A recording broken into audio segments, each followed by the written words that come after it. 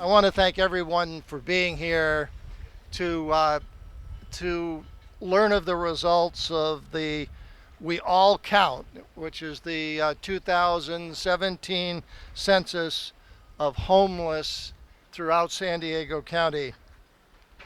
The Regional Task Force on Homeless, and we affectionately refer to it as the RTFH, is the local body that's responsible for coordinating the count. And we're required to conduct this count county-wide, this point-in-time count, and report the findings to the federal government. This year, the results showed that we have 9,116 homeless, and it's an increase of 5% countywide. Of that group, 3,495 were in shelters and 5,621 were on the streets. These results are not surprising to anyone who's been driving around any of our communities in San Diego. I could feel this increase was happening, and it's one of the reasons why I have gotten very involved over the last several months. As you know, this is affecting every corner of the county. There's nowhere in the county that doesn't have homeless as an issue to deal with. In putting this press conference together today, Council Member Chris Ward and I thought it was important to reach out to all of the mayors and all of the cities of San Diego County, and also the county supervisors. Don't want to leave them out. In a personal letter, we invited them to join with us today to get a briefing, a very extensive briefing later in the day on the results of this counting. We also wanted to put those leaders on alert that the RTFH will be calling on them to participate, to help to keep them informed, and to look at solutions that we can move forward with. As today's turnout shows, the San Diego County leaders and local government understand the magnitude of this problem and are committed to finding solutions. I want to acknowledge the presence here of both those who will speak and those who are here in support. With us today is the Vice Chairman of the Regional Task Force on the Homeless, Councilmember Chris Ward, who's here behind me somewhere.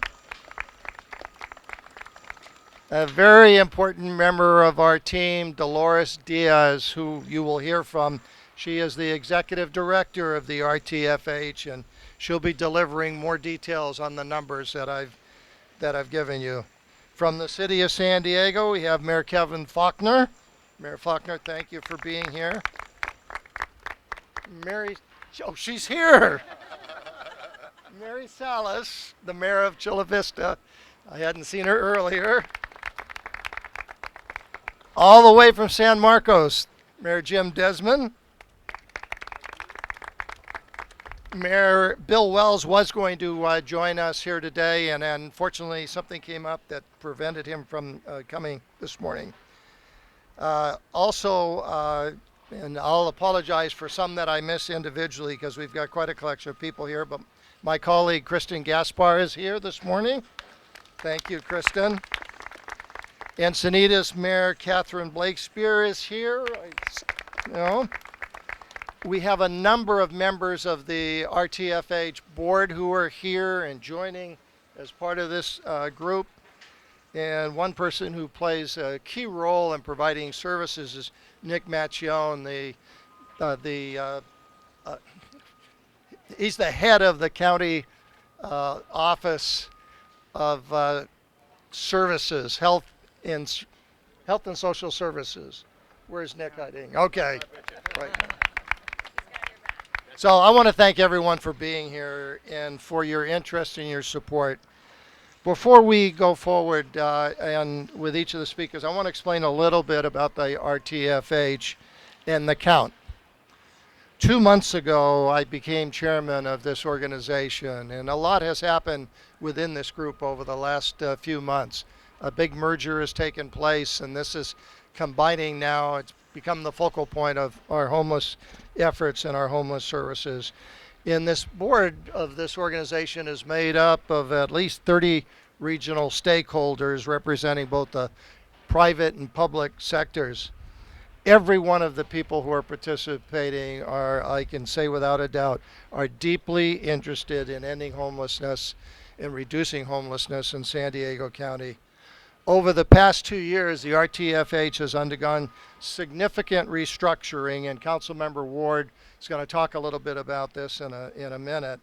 But one of the things that the board oversees is the point in time count.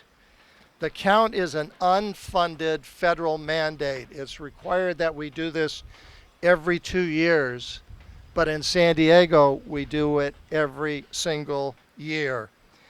The information that is collected is used in our annual competitive application to the federal government for federal housing and urban development funds.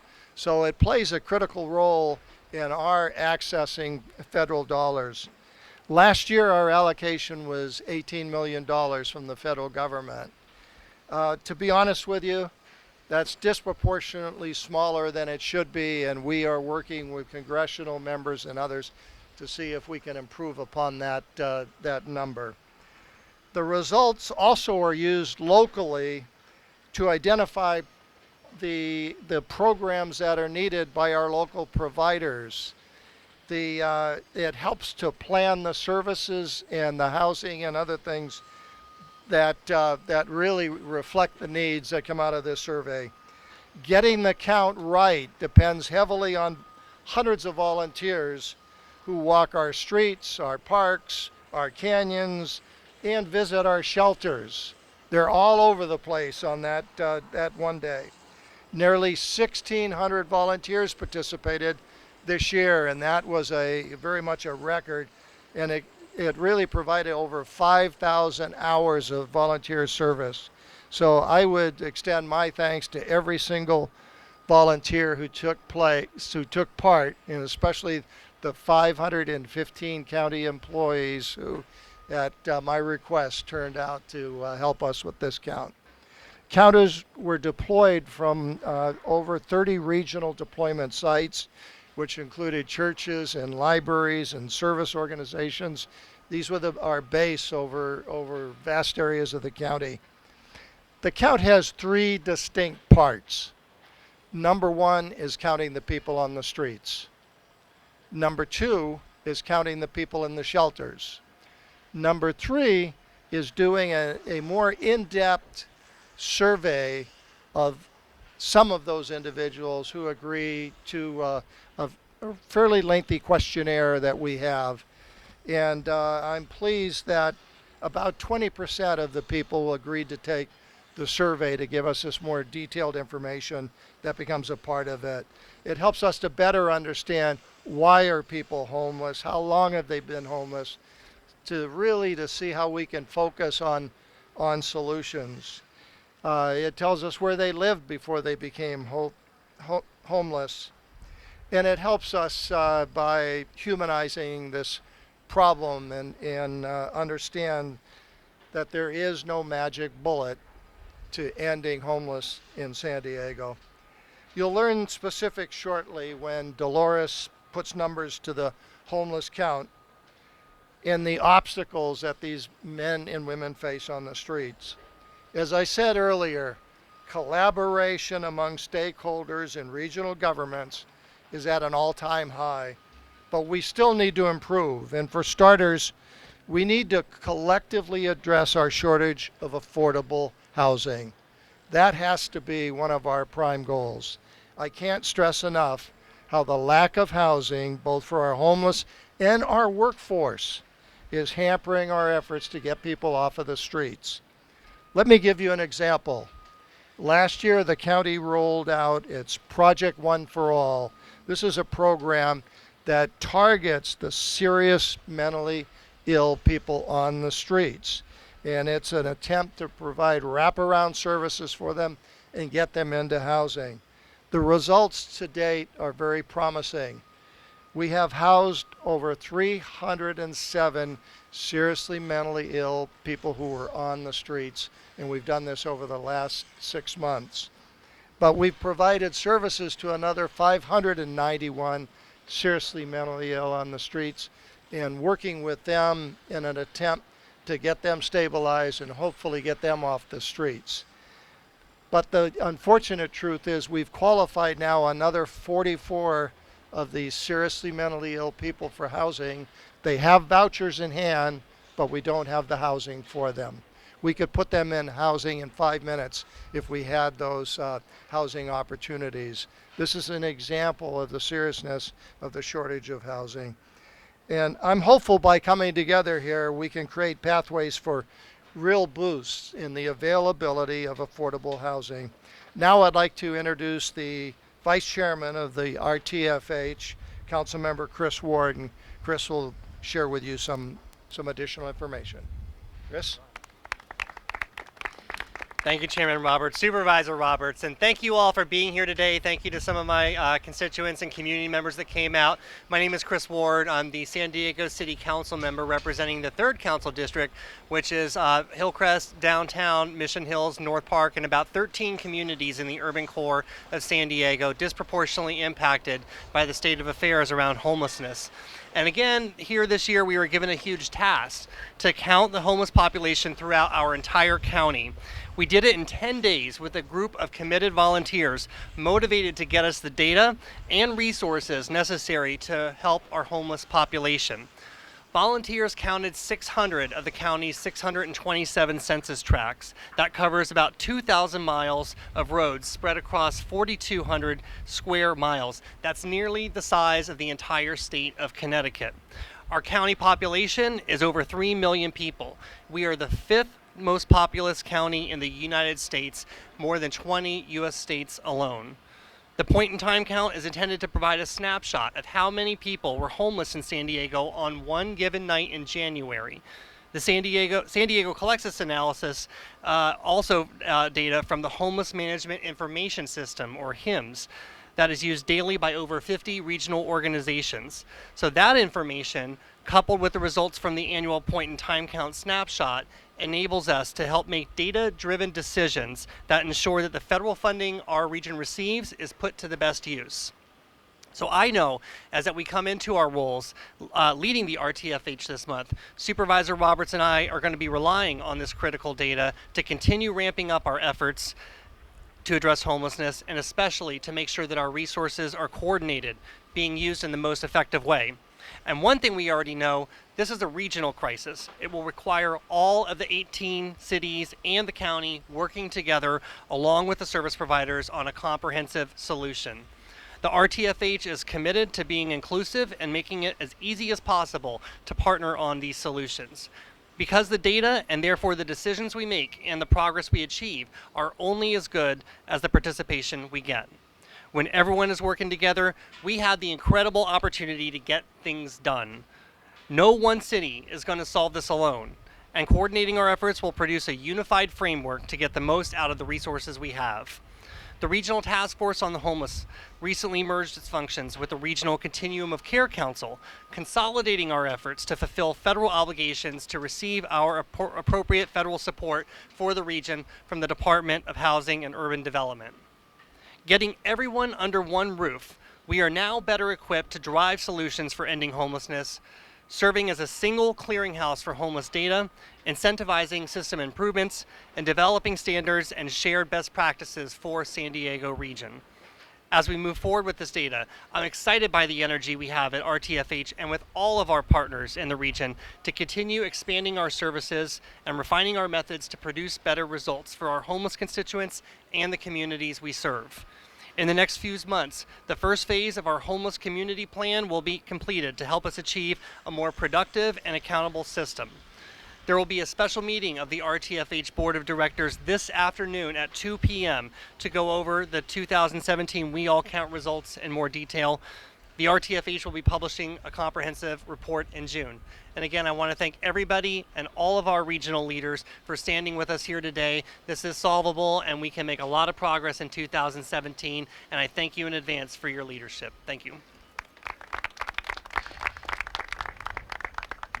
Thank you, Chris. I'd like to now introduce the person who most intimately knows these numbers, the executive director of the RTFH, and that's our Dolores Diaz, who's going to brief you on some of the numbers. Good morning, everyone. Can you hear me fine? Thank you, Supervisor Roberts, Councilmember Ward, all of our dignitaries, mayors. Good morning, everyone. The Regional Task Force collected a significant amount of data during the 2017 We All Count campaign. This morning, I'll be sharing a high-level executive summary of what we will be reporting to HUD on May 1st. As a reminder, this is a snapshot. It's only a snapshot of homelessness in San Diego, and it's only one tool that we use to assess our homeless condition. Additional information, as said previously, will be shared with the board today at 2 o'clock at a special meeting, and we will be issuing a comprehensive report that will include profiles for the different cities in our regions where we collected a good representative sample. As Supervisor Roberts indicated, homelessness went up in the region by 5%. That translated to 9,116 persons that were counted. The unsheltered count went up by 14%. The sheltered count went down by 6%. Those are significant numbers, and I'll be sharing a lot of information today, and the information is dense, and we will be providing a handout to you at the conclusion of this press conference with this information for you to take with you. The overall trend for the region since 2013 indicates that we've seen an increase in homelessness of 3% in the region since 2013. 62% of the homeless population that were counted during the 2017 We All Count was in the city of San Diego proper, followed by North County Inland, 14%, North County Coastal, 9%, South County, 8%, and East County, 7%. And I'm going to pause here and note that we believe that East County is an undercount by approximately 271 beds. We have a large homeless service provider in East County that, due to a lack of capacity, could not provide us with the data that we needed to include that number in the count. The biggest increase was seen in North County Inland, 11%, which equated to 1,287 persons. South County having the largest decrease, 21% compared to last year. One very, very sobering piece of data is that our region saw a 58% increase in the number of tents and hand-built structures, in addition to a 16% increase in persons sleeping in vehicles during the night of the count. Significant increases were observed in the city of San Diego. The data indicates that there's an overall increase of 64% in tents and hand-built structures in the city of San Diego proper. The urban core of San Diego, many which refer to it as downtown, saw an increase of 104% in tents and hand-built structures. We frequently get asked the question of how many people we assume are in a tent. Other COCs, as did ours in the past, used a multiplier of 2 persons per tent and hand-built structure. San Diego's multiplier is calculated annually by finding the average household size of those who were surveyed In other words, we asked the homeless person that we surveyed, were you alone in your tent? And if they say no, we use that data to calculate the multiplier. And we calculate the multiplier based on that. And the multipliers that we used this year were for vehicles 1.66.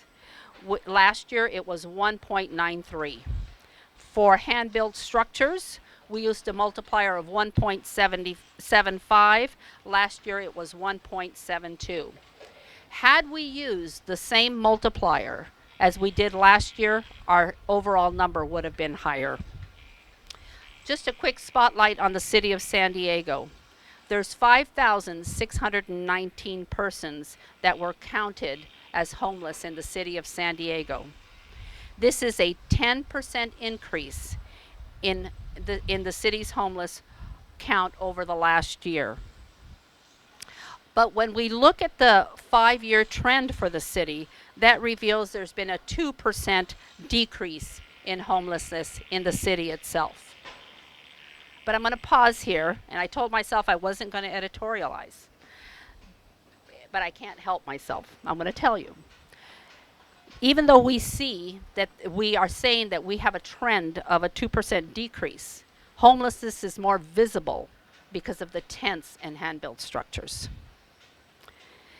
So the downtown footprint saw an increase of 27% of unsheltered persons, which represented an increase of 271 people.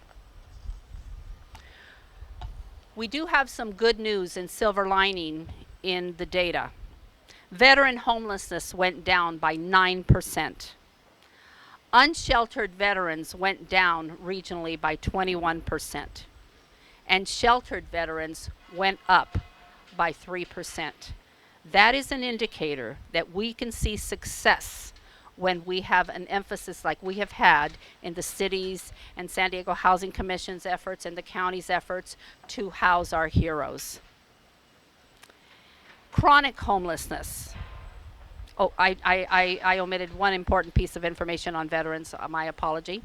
The trend in veteran homelessness shows there's been a 29% decrease in veteran homelessness in the region. 29% decrease in the last 5 years. Chronic homelessness. This year, survey data reveals that an estimated 1,750 people, approximately 31% of the unsheltered, met HUD's chronic homeless definition, compared to last year's 1,087. That piece of data tells us that our chronic homeless is increasing. The number of homeless families in the region decreased by 2%. And the number of individuals in families also decreased by 9%. In other words, we are seeing a few less homeless families, and the number of people in those families are smaller. And the majority of homeless families that were counted are housed in temporary shelters now.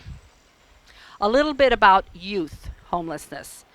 As with the past few years, we conducted a separate, customized campaign in order to count homeless youth. Homeless youth are very difficult to count because they do tend to hide.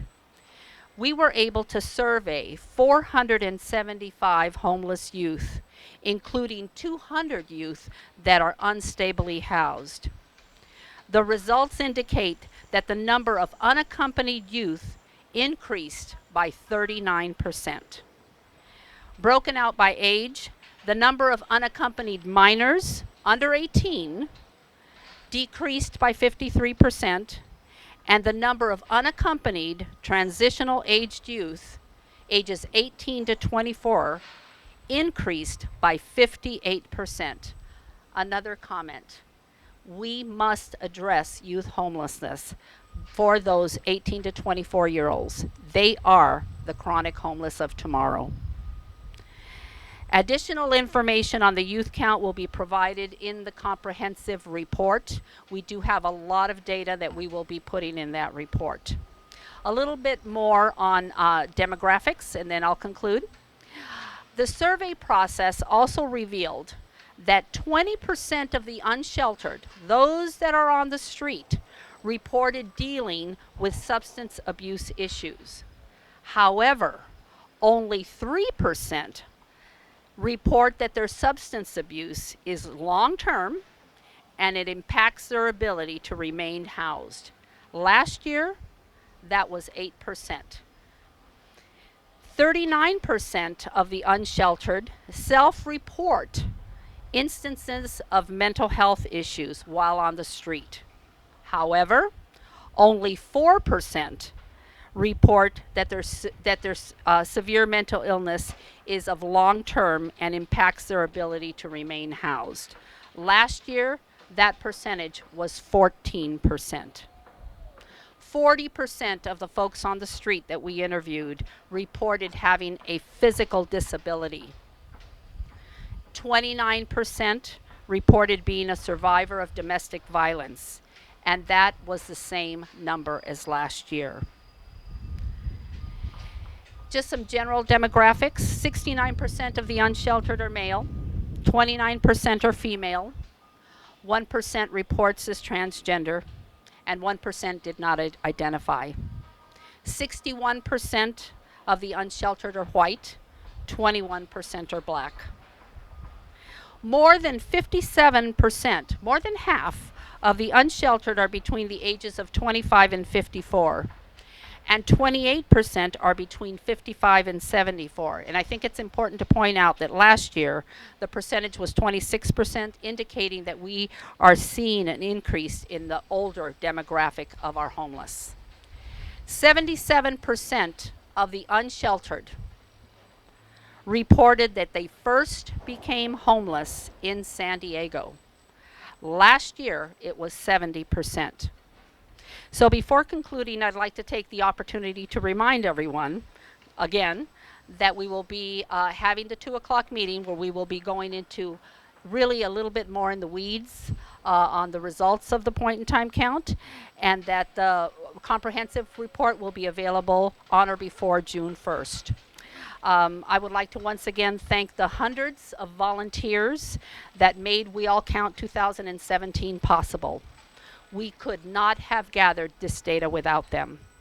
And I'd be remiss to not take this opportunity to thank the talented staff of the Regional Task Force on the Homeless, and especially acknowledge Ms. Kelsey Kaline and Mr. Christian Castro, who coordinated this year's count.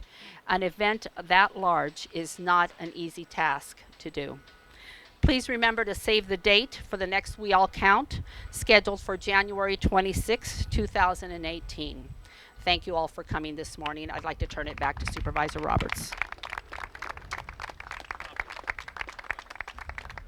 I warned you that she knew the numbers, okay? And Dolores will be around for specific questions, which I'm sure there's going to be some at the end. I failed to note that Mayor Morrison from National City was here, and I wanted to recognize another South Bay friend, including Mayor Morrison and Mayor Salas. But what you heard from Dolores was one of the bright spots is that we've seen a significant change in the veterans population. We're seeing it reduced, and I'll tell you, a person who has had a large influence in that success is Mayor Kevin Faulkner, who introduced a specific program aimed at let's get those veterans into services and get them off the streets. Mayor Faulkner, could you share with us? Thank you, Ron. Thank you, Ron. Thank you. Well, good morning, and thank you to everybody who has joined us today. Our elected officials and our mayors, our council members from throughout the region, our providers who are here who are doing phenomenal work every day. Deacon, Herb, thank you. The representation from across the region is incredibly important because, as we have said, we have to make homelessness our #1 social service priority across this region. And I can tell you, as not just your mayor, but somebody who's been on the council for a number of years before this, to see the cooperation, to see the collaboration that we've seen, and just really the last part of last year going forward, the new leadership we have at the RTF, that's what you have to do. You have to have cities, the counties, everybody working together, because the report, I think, confirms that stark reality, and that when you have a regional crisis, you need regional solutions, and you need everybody working together. These are very sobering figures, but you can't change what you don't measure, and that's why this point in time count is so incredibly important to us. But to change things, you have to do things differently. You have to do things differently. And so we did take a different approach, all of us collectively last year, when we said that we were going to make veterans homeless our number one priority, because we knew that we had the opportunity to make a difference. And I was very heartened in that part of the report that did show that we're making a difference and significant progress when it comes to the men and women that have served our country. That was a key focus of last year's efforts. And the Housing Our Heroes did make a measurable difference in people's lives. We launched it last year. Some of the numbers here: 996 supported housing units have opened their doors to our veterans. And those are supportive housing units that didn't exist before this program started last year. And as I said before, the point in time count confirms that it's making a real difference. We've cut the number of homeless veterans by a third. And we were able to help these people again because we came together and we said we had to make this a priority. Back to doing things differently. We had partners such as our Housing Commission, our Regional Chamber of Commerce, our Apartment Association, from the California Apartment Association, the San Diego Apartment Association, the County of San Diego, everybody coming together to say, let's try something different. Let's see what the results are. And to see those results, as I said, is very encouraging. But what this report clearly shows is that there's so much more to do. And the challenge is very clear, guys. We have to take the success and the model that we've done with our veterans, and we need to expand it to everybody else. That's what it shows. And we can do that. It's been effective, and that's why the Housing of Heroes is because we broke out of our silos and we said, let's do something different. Let's be creative. And we were able to accomplish that. That's how you change the paradigm. That's how you work together. And as I said before, the fact that this effort is being supported across the region, not just in talk, but in action, that's how you make a huge difference, and that's how you solve problems. Because these numbers clearly show that there is so much more to do. Just a couple of highlights and facts. So I think many of you know I proposed a ballot measure that will be the first time in the city of San Diego that we will have a dedicated source of funding for homeless issues. It will more than triple the amount that the city of San Diego invests in homelessness. Money that we can apply to effective regional solutions, and as I said before, help the people that need that extra help. Breaking the cycle of homelessness is not easy. Supervisor Roberts says there's no one magic bullet, but every individual has a different story, and every individual has different hurdles that they have to overcome.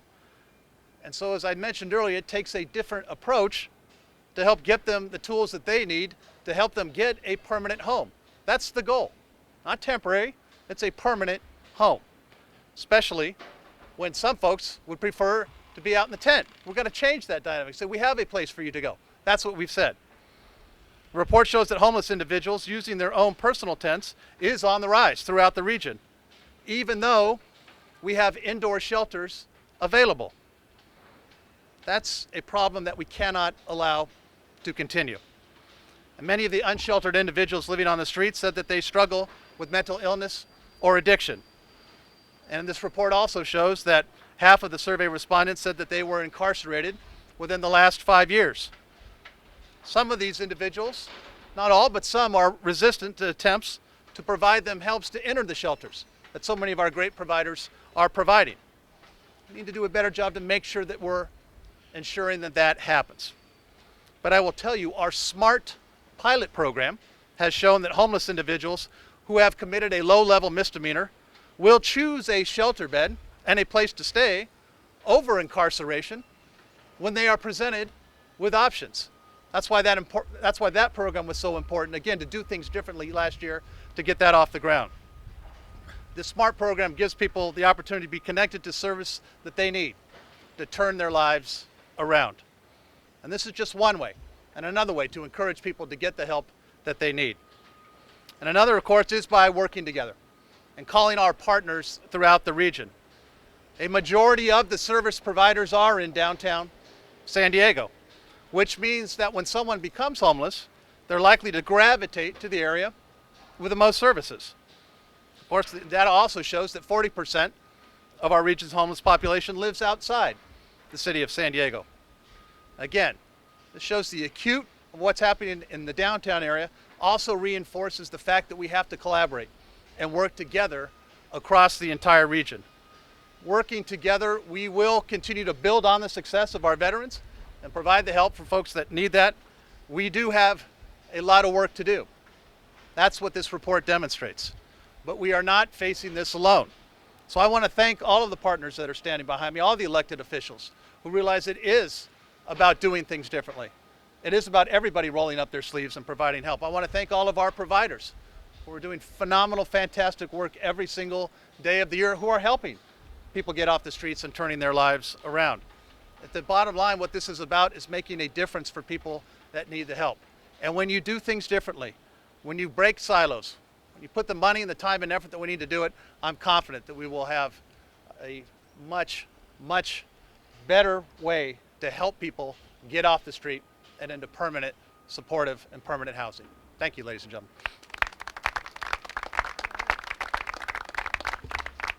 Thank you, Mayor Faulkner. I need to point out one thing that so you understand the numbers.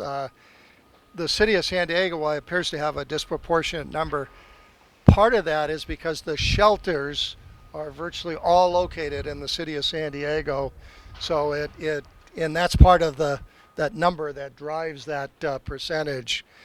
Some of the good work that is being done is getting overlooked because of the way the numbers are reported. But with that, the area that did have the largest decrease in almost South Bay area, and Mayor Mary Salas is here to share with us.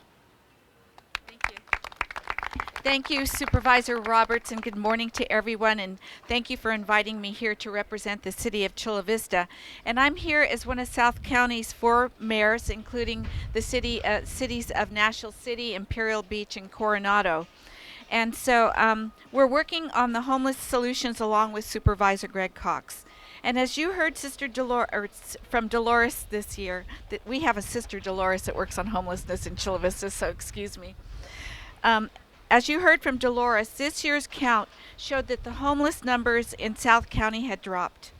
It's good news, and I look forward to a deeper dive into the data to learn why, especially since it's a public's perception that homelessness is increasing and becoming a larger problem in our region. South County is home to 8% of the county's homelessness. In Chula Vista, our sheltered and unsheltered count totaled only 367. That's a big drop from what it was counted in 2016, when the count was 538. So you can see it was a significant drop. Of the homeless identified in Chula Vista, 105 were sheltered and 262 were on the street. But despite this relatively good news, I want to assure everyone that my community's commitment is still there to help solve this problem. One of the reasons that the number of homelessness in Chula Vista may have dropped is that we passed an ordinance prohibiting the parking of recreational vehicles on city streets last year. And like Mayor Faulkner said, we try to do things differently. You need to have a different approach to problems. So we also dedicated funding to help supplement a homeless outreach team that goes out every week and makes personal contact with our homeless. And we connect them to social services, mental services, and health clinics. And they're all partners with us. So this year we found fewer people living in cars. But before I leave today, I want to offer my support of the work that the newly configured Regional Task Force on the Homelessness is doing. We have a lot more work to do, but I know that if we work together, we will see more positive results in the future. Thank you very much. Thank you, Mayor Salas. The representing not only the city of San Marcos, but that North County inland is Mayor Jim Desmond, who will share some thoughts with you. Well, thank you. Thank you, Supervisor. Well, good morning. I want to say thank you to Supervisor Roberts and Councilmember Ward for their efforts in pulling this all together, and particularly to our Mayor Faulkner. I was a young Navy Swabby across the bay here, and I want to say thank you very much for all you've done for the veterans in our region.